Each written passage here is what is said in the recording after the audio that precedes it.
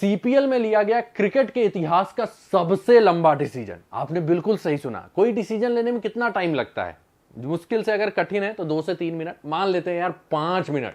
लेकिन आप यकीन नहीं मानेंगे, आज के दिन सीपीएल में एक ऐसा घटनाक्रम घटा है जिसमें बल्लेबाज आउट दे दिया गया, लेकिन बाद में उसको वापस बुलाया गया और इस डिसीजन को लेने में ना पूरे 12 मिनट लगे। तो आप समझ सकते हैं कि कितना ज्यादा हंगामा मचा होगा, और हंगामा भी खूब मचा। इवन दोनों टीम के कप्तान भिड़ गए, दोनों टीमों के कोच अलग चिल्ला रहे थे, बल्लेबाज जो आउट हुआ वो अलग चिल्ला रहा था, और सबसे बड़ी बात वो पवेलियन में भी पहुंच जाता है। और उसके बाद टूर्नामेंट के जो आयोजक है, मतलब हेड जो है सीपीएल के ना, वो भी आते हैं रूल्स को चेक करने के लिए, क्या करने के लिए, और उसके बाद फाइनली करेक्ट डिसीजन लिया जाता है। लेकिन उसके बाद भी जिस टीम के खिलाफ निर्णय गया ना, वो उस टीम के कोच बिल्कुल भी खुश नहीं होते हैं। नमस्कार, मैं हूं आपका फेवरेट सिद्धांत त्रिपाठी, और इस वीडियो में हम बात करने वाले उस अजीबोगरीब निर्णय की जो आज सीपीएल में लिया गया है। और बल्लेबाज जो क्वेश्चन में थे वो इमाद वसीम थे, और सबसे बड़ी बात ना, डिसीजन बहुत सिंपल था, आप भी दे देते, ठीक। और शुरुआत में सही डिसीजन भी लिया गया था, लेकिन उसके बाद घटनाक्रम ऐसा घटा कि पूरे 12 मिनट लग गए सही डिसीजन लेने में, और क्रिकेट में एक इतिहास बन गया कि सबसे लंबा डिसीजन जो अंपायर लेने में अभी तक लगे थे ना, वो आज इतिहास एक बन गया है जिसको लेने में लगे हैं 12 मिनट, और खूब हंगामा बचा। सब कुछ देखेंगे घटनाक्रम। तो आइए देखते हैं, स्टार्ट करते हैं। होता क्या है, सुनील नरेन गेंदबाजी कर रहे होते हैं, मैच का चल रहा होता है 10वां ओवर, ठीक है। इमाद वसीम आते हैं अपना पहला बॉल खेलने, और आप देख सकते हैं कि एक एलबीडब्ल्यू का डिसमिसल का अपील होता है, ठीक। तो अंपायर नॉट आउट देते हैं, तो उसे सुनील नरेन रिव्यू करवाते हैं, किससे? पोलार्ड से, कि रिव्यू करिए, मुझे लगता है आउट है। तो अगर आप देखेंगे ना, तो स्टंप के डायरेक्शन में भी है, बॉल हिट भी कर रही है।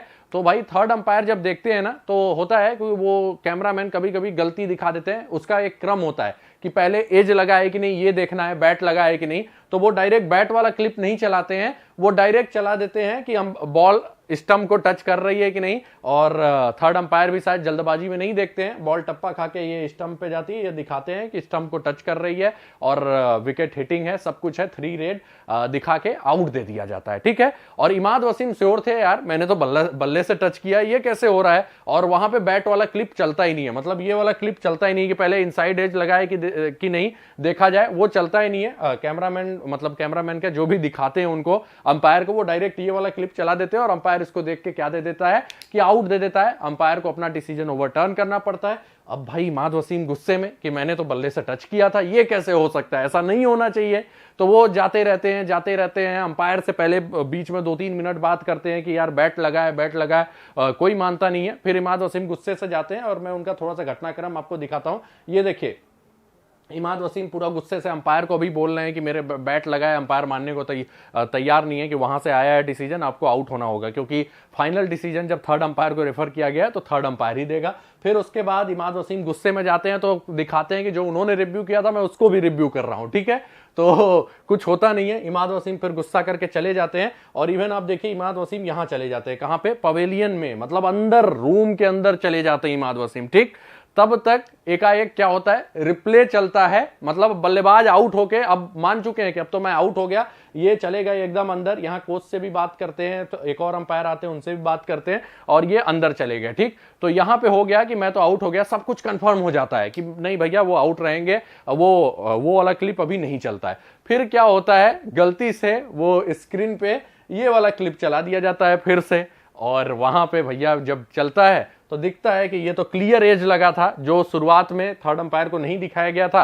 अब थर्ड अंपायर देखते हैं ये एज लगा हुआ है, तो गहमा गहमी मच जाती है, और बल्लेबाज जा चुके होते हैं ड्रेसिंग रूम में। और कई लोगों को बोला जाता है, आपको नॉर्मल लोगों को ये पता रहता है कि अगर बल्लेबाज बाउंड्री लाइन क्रॉस कर गया तो उसे नहीं बुलाया जा सकता, लेकिन क्रिकेट का असली रूल है कि अंपायर को लगता है कि नहीं, अगर वो नॉट आउट है तो बुलाया जा सकता है, अगर अगली बॉल नहीं फेंकी गई है, ठीक है। तो यहां पे क्या होता है, फिर इनके कोच देखते हैं। अब कोच पूरा बोल रहे हैं, दिमाग नहीं है इन लोग के पास, समझ में नहीं आता, तो अंपायर को भी गलती रियलाइज होता है। अब अंपायर क्या करते हैं, वहां से फिर बोलते हैं, मतलब वॉकी टाकी पे फिर ये अंपायर बात करते हैं, फील्ड अंपायर्स, और 3-4 मिनट इसमें बीतते हैं, और पूरा का पूरा फिर होता है, तो सही डिसीजन लिया जाता है कि ये क्या है, नॉट आउट हैं, ठीक है। तो इमाद वसीम को बोला जाता है बुलाओ, तब तक पोलार्ड आ जाते हैं, कहते हैं यार बल्लेबाज जा चुका है, क्यों बुलाया जाएगा। मतलब पूरी तरह से भिड़ंत हो जाती है, इधर इनके कोच चिल्ला रहे हैं, उधर उनके कोच चिल्ला रहे हैं, प्लेयर्स भी आपस में गहमागहमी कर रहे हैं। इमाद वसीम ड्रेसिंग रूम में जाकर बैठ चुके होते हैं और फिर मामला हो जाता है कमिटी के बीच में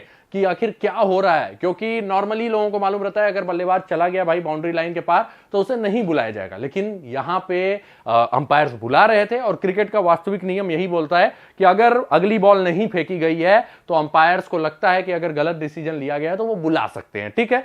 तो ये सब चीज होती है, गहमागहमी होती है, पोलार्ड भिड़ जाते हैं, अंपायर से अलग सारा कुछ होता रहता है। और लास्ट में टूर्नामेंट के आयोजक भी आ जाते हैं, जो सीपीएल के हेड हैं वो भी आते हैं, फिर वो फोर्थ अंपायर से बात करते हैं रूल क्या है। तो रूल में यही है कि भाई अगर अंपायर को लगता है कि गलत डिसीजन ले लिया गया है गलती से तो बुला लिया जाएगा, ठीक है। तो फिर उनको बुलाया जाता है, फिर दोनों टीमों के मतलब एक टीम खुश होती है, दूसरा पोलार्ड तब भी नाखुश रहते हैं और कई लोग पूरी तरह से नाखुश रहते हैं। और इवन जो टीकेआर के कोच रहते हैं वो तो पूरी उसके बाद वो हरदम गुस्से में हो रहे थे कि अंपायर ने गलत निर्णय लिया है। लेकिन इमाद वसीम को फाइनली बुलाया जाता है और इन सब में 12 मिनट लग जाते हैं, जो कि क्रिकेट के इतिहास का सबसे लंबा डिसीजन है अंपायर्स के द्वारा लिया गया। मतलब एक रिकॉर्ड बन जाता है, काफी गहमागहमी होती है लेकिन फाइनली करेक्ट डिसीजन लिया जाता है और बहुत ही नॉर्मल था। अगर पहला ये वाला क्लिप चला जाता ना तो ये मुश्किल से 20-30 सेकेंड लगते और ये मतलब नॉट आउट के नॉट आउट ही रहते।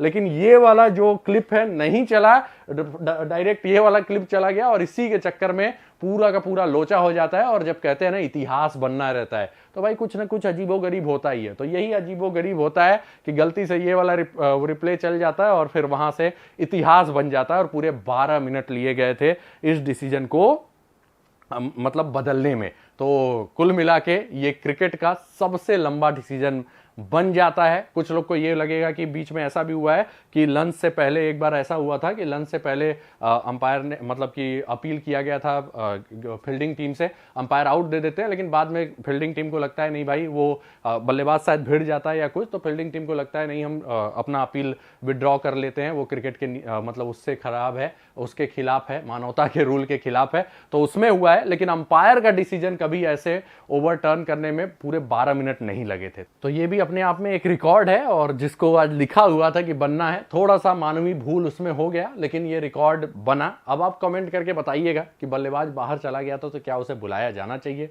क्रिकेट का रूल जो है वो तो बोलता है बुलाया जाना चाहिए, तो एक सही डिसीजन मेरे हिसाब से लिया गया। आप भी कमेंट करके बताइएगा और मजा आया होगा हालांकि ये डिसमिसल देखने में, क्योंकि उस समय लाइव मैच में ना खूब मजा आ रहा था। आपको मैं नीचे लिंक भी दे दूंगा, वहां से भी देख सकते हैं। तो इसी के साथ वीडियो समाप्त होता है। वीडियो को लाइक और शेयर जरूर कर दीजिएगा ताकि दूर दूर तक जाए, सबको पता चले ये रूल। और उसके अलावा अगर आप फेसबुक पेज पे हैं तो पेज को लाइक कीजिए, शेयर कीजिए, फॉलो कीजिए। मिलते हैं अगले वीडियो में कुछ नए अपडेट के साथ, तब तक के लिए धन्यवाद। जय हिंद, जय भारत।